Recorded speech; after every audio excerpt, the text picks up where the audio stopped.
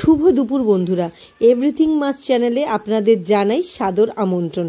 তো আজকে সকাল থেকে অনেকটাই কাজকর্ম ছিল, সেগুলো আর আপনাদের সঙ্গে শেয়ার করিনি। তো এখন দুপুরবেলা বলতে এখন ওই 2টো থেকে 2:30 এরকম বাজে। আমরা যাচ্ছি আমাদেরই এখানে ভীষণ টাকিতে খুব জাগ্রত একটা জায়গা কালী মন্দির, সেখানে অন্নকূটের মেলা হয়।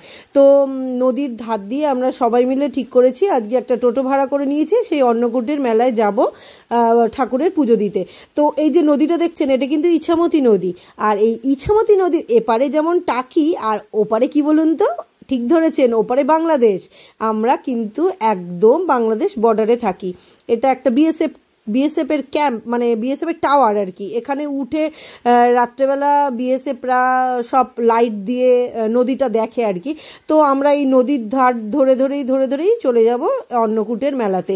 প্রচুর জাগ্রত, প্রচুর পুরনো। এখানে মানে ভীষণ ভাত দিয়ে নানা একটা পুরো ঠাকুরের মূর্তি করা হয়, চারপাশে তরকারি দিয়ে সবজি দিয়ে। এই দেখুন চলে এসেছি, বিশাল প্যান্ডেল, এবং এখানে বসিয়ে খিচুড়ি খাওয়ানো হয় পুরো গ্রামবাসী কেন বলবো, মানে দূর থেকেও অনেকে আসে এই টাকির এই জাগ্রত অন্নকূট মন্দিরের এখানে অন্নকূটের দিন। সব কিন্তু মানে আমাদের সব মানে পুজো দিতে এসেছে, সবাই দর্শনার্থী। কিন্তু আমরাও যাচ্ছি। এর ভিতরে রাধাকৃষ্ণের মূর্তি আছে, জগন্নাথ দেব আছে, সমস্ত কিছু দর্শন করতে। এবং অবশ্যই অন্ন ভোগ একটুখানি নেব, আমরা বাড়ির জন্যও নেব। বাড়ির জন্য মানে বাড়ির সবাই যাতে একটু প্রসাদ অন্তত মুখে দিতে পারে, সেই হিসেবে নেব। আর পুজো দিতে তো এসছি, আমাদের বাচ্চাগুলোদের নিয়ে এসছি, আমাদের সকলের মনস্কামনা জানাতে মায়ের কাছে এসেছি। তো দিদি, আমি, ছেলে আর মেয়ে। দিদি মানে আপনাদের আগের ভিডিওতে দেখিয়েছিলাম আমার ননদ।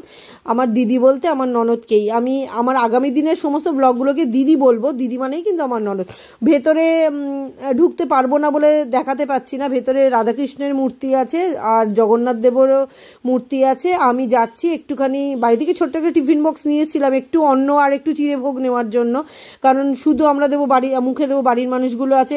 এটা কোনো লজ্জা না, শুধু যে আমি, দেখতেই তো পাচ্ছেন, শুধু যে আমি প্রসাদ নেবো বলে এরকম করছি তা কিন্তু না। হাজার হাজার দর্শনার্থীরা সবাই কিন্তু তাদের প্রসাদ, বাড়ির জন্য প্রসাদ নেবে বলেই কিন্তু এখানে এসেছে।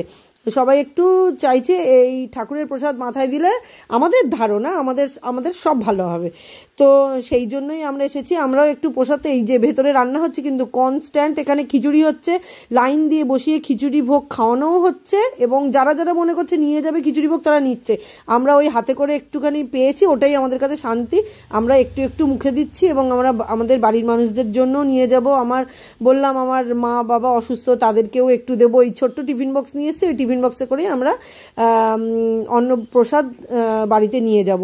কারা এই অন্নকূটের মেলা, মানে অনেক জায়গাতেই হয় অন্নকূটের মেলা, প্রচুর জায়গাতে হয়, সব দেখেছেন আমাকে কমেন্টস করে জানাবেন, আমার খুব ভালো লাগবে।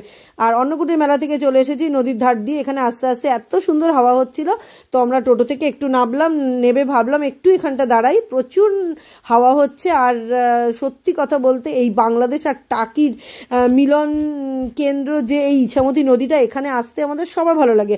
আমাদের কেন, যারা এই ইছামতি নদীর এখানে টাকিতে এসেছেন তাদের সবারই কিন্তু এই মিলন কেন্দ্র, এই নদীটা দেখতে সবার ভালো লাগে। দেখুন ওপারে বাংলাদেশ, আর জুম করে মানে দেখানো যায়। আমার ছেলে কিন্তু এসে একটু বদমাশি করে চলে যাচ্ছে। তো জুম করা যায়, এখন পুরো জোয়ার চলছে আর কি। প্রচুর জল বলে মানে পুরো অনেকটা বড় দেখাচ্ছে, কিন্তু এমনি খালি চোখে কিন্তু ওপারটা ভালোই বোঝা যায়। আর তার উপর যদি ডিএসএলআর নিয়ে আসা যায় তাহলে তো ওপারটা খুব ভালো করে বোঝা যায়। তো এখানে দাঁড়াতে আমাদের আসতে আমরা সত্যি নিজেদের খুব গর্ব মনে করি যে এরকম একটা জায়গায় আমরা থাকি। এত হাওয়া হচ্ছে, মানে কি বলবো, ভীষণ ভালো লাগছে। মনে হচ্ছে যেন এখানে একটুখানি টাইম স্পেন্ড করি, তারপরে সবাই মিলে বাড়ি যাব। এখানে কিছুক্ষণ থেকে তারপরে আমরা সবাই মিলে আবার বাড়ি চলে যাব। তো আমার এই ছোট্ট মানে মিনি ব্লগটা আপনাদের কেমন লাগলো জানাবেন।